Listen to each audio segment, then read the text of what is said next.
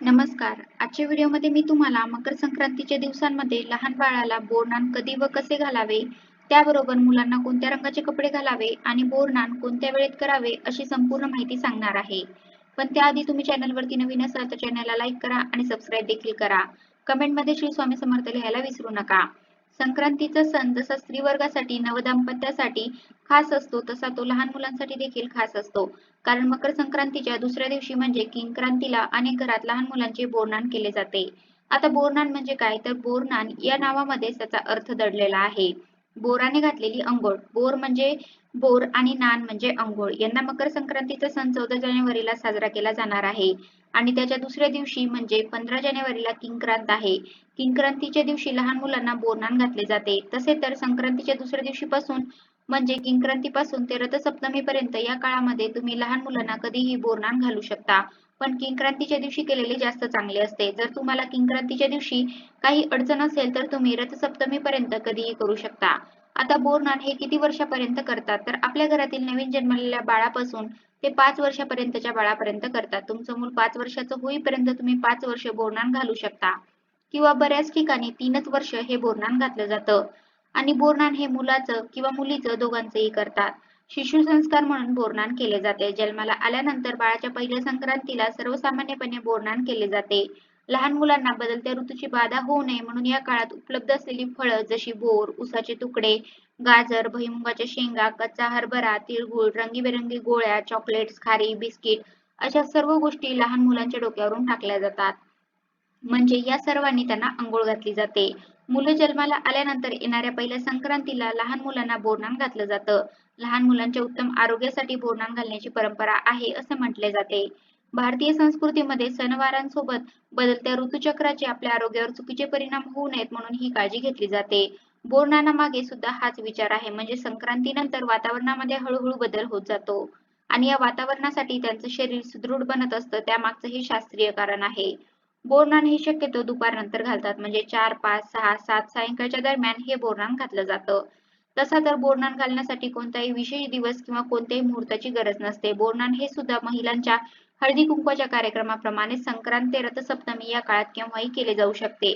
ज्या दिवशी आपल्या बाळाला बोरनान घालायचं आहे त्या दिवशी सायंकाळी आपला परिसर स्वच्छ करावा, दारात छानशी रांगोळी काढावी, आजूबाजूच्या सर्व छोट्या मुलांना बोलवावं, त्याचबरोबर काही स्त्रियांनाही तुम्ही बोलवू शकता. 5, 7 औक्षण करण्यासाठी घरामध्ये एखादी चटई वगैरे टाकून त्यावरती एखादा पाट ठेवायचा आणि त्यावरती उत्सव मूर्तीला बसवायचं. म्हणजे ज्या बाळाला बोरनान घालायचं आहे त्या बाळाला त्या पाटावरती बसवायचं. पण त्यापूर्वी बाळाला तुम्ही काळ्या रंगाचे कपडे घालायचे आहेत. मुलाला काळ्या रंगाचे झबले किंवा सदरा घातला जातो तर मुलींना काळ्या रंगाचे खणाचे परकर पोलके किंवा फ्रॉक घातला जातो. त्याप्रमाणे बाळाला काळ्या कपड्यांवर उठून दिसतील असे हलव्याचे पांढरे शुभ्र दागिने घातले जातात. मुलांना बासरी, मुकुट, हार तर मुलींना माळ, पैंजण, वाकी, बांगड्या इत्यादी हलव्याचे दागिने केले जातात. या शृंगारामुळे बालमूर्ती अधिकच खुलून दिसते. बाळाला आपल्याला पाटावर किंवा चौरंगावरती बसवायचं आहे. पण तुमचं बाळ अधिकच लहान असेल म्हणजे 4, 5, 6 महिन्यांचं असेल, व्यवस्थित बसायत नसेल तर त्याला घरातील कोणीही व्यक्ती मांडीवर घेऊन बसू शकतो. शक्यतो बाळ जर नुकतंच जन्माला आलेलं असेल किंवा बाळाला 2, 3, 4 महिने झालेले असतील तर अगदी एवढ्या लहान बाळाला पण बोरनान घालायची काहीही गरज नाही. पुढील संक्रांतीला तुम्ही बोरनान घालू शकता. अगदी 5 वर्षाचं होईपर्यंत आपण बोरनान घालू शकतो. उत्सव मूर्ती बोरनानासाठी तयार झाल्यावरती त्या मुलाला पाटावरती बसवायचं आहे. बाकीच्या लहान मुलांना भोवताली गोल करून बसवायचं आहे. जेणेकरून वरून जे काही आपण साहित्य टाकू ते सहज त्यांना वेचता येईल. त्याचबरोबर आपण ज्या काही स्त्रिया बोलवल्या असतील त्यांना बाळाला औक्षण करायला सांगायचं आहे. आणि बोरनानाची पण आपण आधीच तयारी करून ठेवायची आहे. जसे की चुरमुरे, गाजराचे तुकडे, उसाचे तुकडे, भुईमुगाच्या शेंगा, बोर, तिळगुळ, रंगीबेरंगी गोळ्या, बिस्किटे, कच्चा हरभरा, चॉकलेट्स अशा गोष्टींचाही समावेश केला जातो. म्हणजे या साहित्याने बाळाला अंघोळच घातली जाते. अशा प्रकारे सर्व बोरनानाची तयारी झाल्यानंतर उत्सव मूर्तीच्या डोक्यावरती एखादी टोपी किंवा रुमाल ठेवून तुम्ही त्याला बोरनान घालायचं आहे. आपल्या घरातील ज्येष्ठ व्यक्तीने म्हणजे आई, आजी, काकू या व्यक्तीने त्या बाळाच्या डोक्यावरती हे सर्व साहित्य एखाद्या पेल्याने किंवा काही ठिकाणी मापट, चिपट याने सुद्धा हे ते सर्व साहित्य टाकतात. याने अंघोळ घालतात. तर तुमच्या भागामध्ये जशी पद्धत आहे त्यानुसार तुम्ही करू शकता. ही माहिती झाली बोरनानाविषयी. अशा प्रकारे बाळाला बोरनान घातल्यानंतर आलेल्या स्त्रियांना सुद्धा आपण हळदी कुंकू लावून त्यांचाही सन्मान करायचा आहे. त्यांना हळदी कुंकू लावून तिळगुळ देऊन नमस्कार करायचा आहे.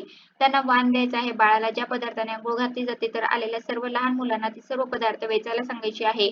ती घरी घेऊन जायला सांगायची आहे किंवा त्यांना ती खायला सांगायची आहे. कारण बोरनानाच्या माध्यमातून ती सर्व फळं लहान मुलांच्या पोटात जावीत हा त्यामागचा हेतू असतो. कारण या ऋतूत येणारी फळं खाण्याची सवय बाळांना लावण्याचा हा अनोखा प्रयत्न आहे. बाळावर सगळ्यांचा प्रेमाचा वर्षाव होऊ दे, बाळ सुबत्त नाहू दे असा यामागचा उद्देश असतो. आणि बोरनान करण्यामागे एक छोटीशी कथा पण आहे, की करी नावाचा एक राक्षस होता. त्या करी राक्षसांची वाईट दृष्टी आणि वाईट विचार मुलांवर पडू नये त्यासाठी सर्वात आधी बोरनान कृष्णावर केले गेले. त्यानंतर ही प्रथा पडली आणि तेव्हापासून लहान मुलांचे बोरनान केले जाते. तर अशा प्रकारे आजच्या व्हिडिओमध्ये मी तुम्हाला बोरनानाविषयी बरीच माहिती देण्याचा प्रयत्न केला आहे.